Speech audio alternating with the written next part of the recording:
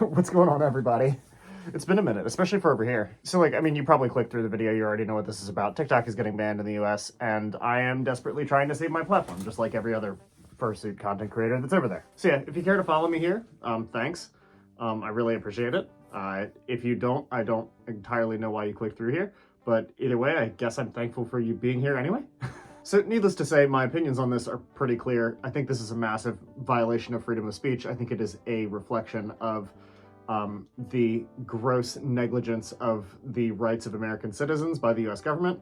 And yeah, I think it's really, really bad that this is happening, and it's signifying of a bunch of greater issues in our government. I just realized I forgot my pause. Anyway, yeah, excellent. Throughout my entire time of TikTok, I've been terrified that I was going to accidentally reverse them and put it in a video. Coda has blue ring fingers, and that was one of the very few things that I decided about his design since he was a pre-made. I don't think I've messed it up yet. There's still time. Yeah, I mean, the fact of it is that US platforms are selling their data to China a whole lot more than TikTok is, even though TikTok is native to China. And it's really just an outbreak of xenophobia in the US government that is the reasoning for this. And yeah, it's really not that much more complicated than that. And of course, obviously, I have no control over that. I'm just dealing with things as they are. I started my TikTok page in a transition point in my life.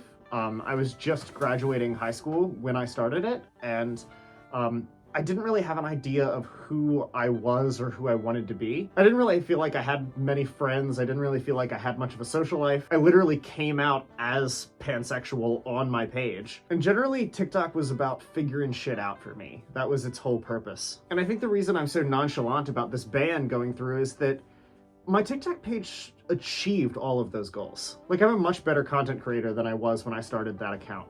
I can sit here with literally no camera fright now and just talk to you. Whereas previously to making TikToks, I had so much camera fear, and it was just such a big deal to even hype myself up to record. I still cut a lot, as you can see, considering my clock is in frame, but it's fine. Yeah, I mean, I feel like I grew up with my TikTok page. I am who I am today because of the people that I met there and the experiences that I had directly because of making that account and buying this goober and doing all the wonderful things that I have been doing in the furry fandom for the past, like, what, 4 years? 5 years. January 21st is actually Coda's 5th birthday.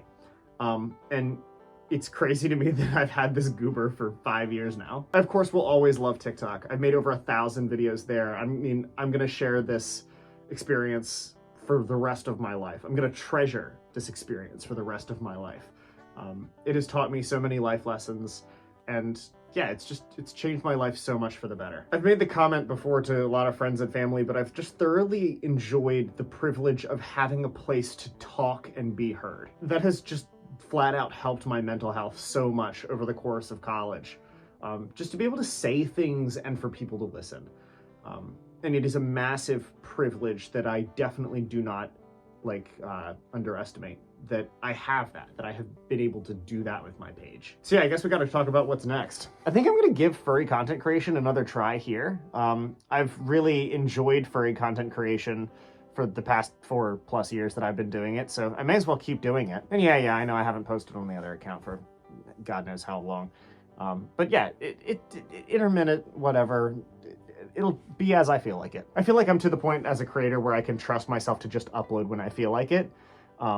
I think that is another lesson that I've been taught by my TikTok account, is that it is okay to take breaks, and that it is okay to not post every single day and not have a super tight schedule. Because ultimately this is fun. I'm not doing this for money. I'm not doing this for entertainment, or I'm not, like, you shouldn't rely on me for entertainment. Please do not rely on me for entertainment. As I've been digging into Reels and looking at some content creators and looking at sort of the way that things flow over here on YouTube, I've noticed that the convention video, trope is still very much alive and well, which I am so happy to see, because that was like what originally got me into the fandom in the first place. But yeah, I think I will try to make those and try to get back into those as I go to more conventions and as I do it, because I really love that format. I think that format is like, those videos are the ones that are going to be remembered and shared as like evidence of what this time in the furry fandom was like in 50 years plus. So I'm going to continue to make those.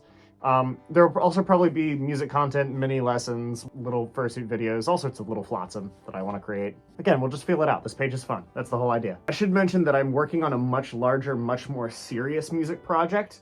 that will be putting out like very serious music. If you didn't know, I am a professional musician. I graduated college with a music degree in spring of 2024. And I'm really just now figuring out how I want to put that together for normie audiences, how I want to put music out there to the wider world and present myself as an artist to the wider world. And I mean, that deserves a video in itself too, because that's been a huge process that is ongoing and far from over. But in terms of direction for that, I'm more thinking of like a purely like playing and music-based sort of content. So the autistic rambling about music can still go here and with no problem. And in fact, I think that's a great use of this face on this platform. It's for sure been an interesting process to build a persona in a non-furry context, because that's something that like I feel like I haven't done before. And I am very glad for my fandom experience, because I feel like I'm much better prepared to create this than I would have been if I had just started out by doing normie content. Anyway, I've yapped at you long enough. Thanks for being here, if you are here. I'd appreciate a subscribe. That would help with having some people listening to my rambling. Otherwise, I'd just ramble to no one. My TikTok page will stay up for as long as TikTok is accessible, and probably a little bit longer.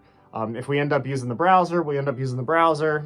We'll see what happens. It's whatever happens. Expect probably a dump of stupid videos using all my sounds up that I have saved. I plan on just having fun and enjoying this last little go around of TikTok. My Blue Sky is at codeofthedragon.bluesky.social.